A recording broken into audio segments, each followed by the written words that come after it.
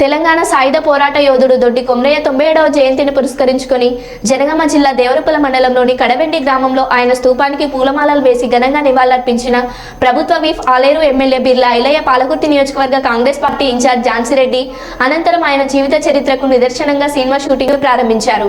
ఈ సందర్భంగా వారు మాట్లాడుతూ ఇండియన్ పీపుల్స్ ఫిలిం బ్యానర్ పై దర్శకుడు సేవా సతీ ఆధ్వర్యంలో తెలంగాణ రైతాంగ సాయుధ పోరాట యోధుడు దొడ్డి కొమరయ్య జన్మదినం పురస్కరించుకొని దొడ్డి కొమరయ్య తెలంగాణ ప్రజానీకానికి తెలియపరచాలనే సేవా సమితి ఆశయం గొప్పదన్నారు.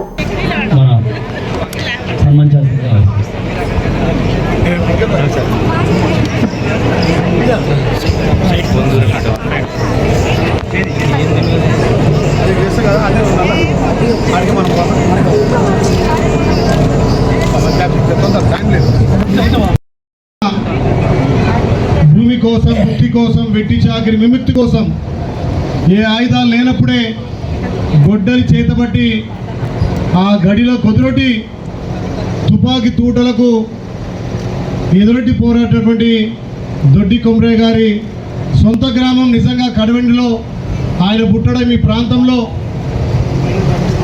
తొలి పోరాట యోధుడు.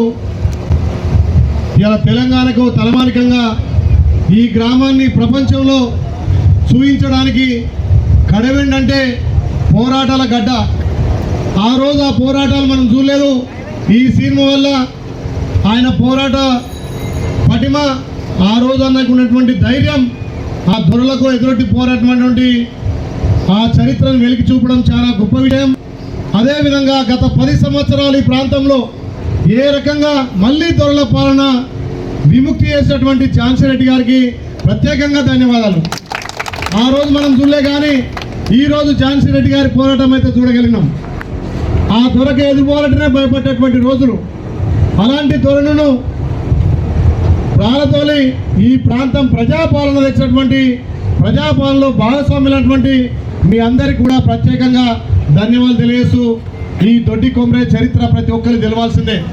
ఈ కడవెండి పౌరుషత్వం తెలంగాణ ప్రజలకే కాదు ప్రపంచానికి చూపించడానికి ఈ సినిమా ఒక ఆదర్శంగా ఉంటుంది. కాబట్టి దానికి ఈరోజు పెద్దలు మీరంతా రావడం, ఆ సినిమా షూటింగ్లో ఇలా ప్రారంభించడం చాలా సంతోషం. కాబట్టి స్వార్థం లేకుండా ఆ రోజు ఒక కుటుంబం కోసం కాదు, ఈ ప్రాంతం కోసం, భూమి కోసం, భుక్తి కోసం, వెట్టి చాకిరి విముక్తి కోసం పోరాటటువంటి చరిత్రను ఇంకా వెలికి చూడాలంటే ఇలాంటి సినిమాల వల్లనే తెలుస్తుంది. కాబట్టి దాన్ని ఇలా ప్రారంభించడం చాలా సంతోషం.